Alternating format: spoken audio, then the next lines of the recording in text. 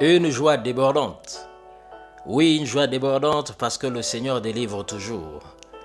Lorsque le juste crie, le Seigneur entend et il le délivre de tout danger, déclare la parole.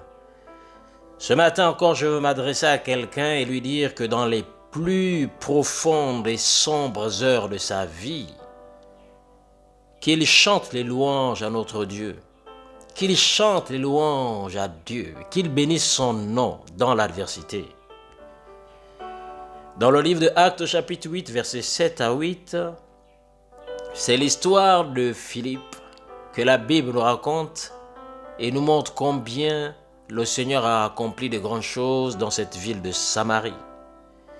Il est écrit que des esprits impurs poussant des cris sortirent de beaucoup de possédés et beaucoup de paralytiques et de boiteux furent guéris.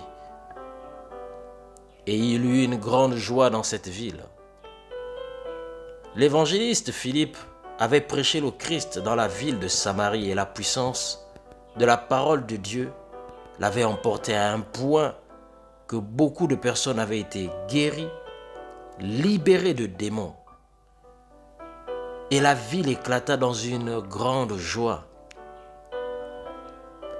Jésus avait dit, demandez et vous recevrez afin que votre joie soit parfaite. La joie parfaite, c'est la joie débordante qu'on ne peut contrôler.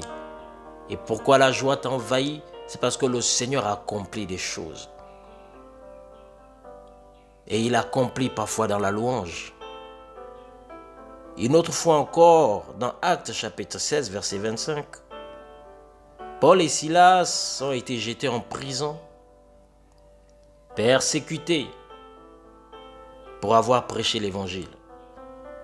Mais il est dit qu'à minuit, ils priaient et chantaient les louanges de Dieu et les autres prisonniers les entendaient. Ils ont exprimé leur joie aux toutes premières heures du matin. Et le résultat fut qu'il y eut une évasion surnaturelle. Dieu a envoyé un ange. La prison a été secouée. Les liens des prisonniers ont été brisés et les portes ouvertes. Paul et Silas sont restés joyeux dans l'adversité et ont exprimé leur joie au Seigneur. Ce matin, toi qui traverses cette situation difficile, les papiers ne sont pas encore sortis, ça fait des mois, on te dit que ça va se faire.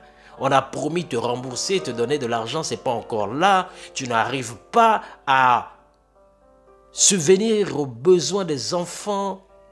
Toute autre chose compliquée, tu ne sais pas où donner de la tête. Laisse-moi te dire, loue le Seigneur. Exalte le nom de Jésus. Dis Seigneur, ta parole déclare que si quelqu'un a cru en moi, il vivra quand bien même il serait mort. Seigneur, je refuse de douter que tu n'es pas à l'œuvre. Je te bénis ce matin. Déclare ces choses et sa joie va t'envahir. Je t'invite à prier ainsi avec moi en disant, Seigneur, je te remercie de faire de ma vie un faisceau de joie et de bonheur.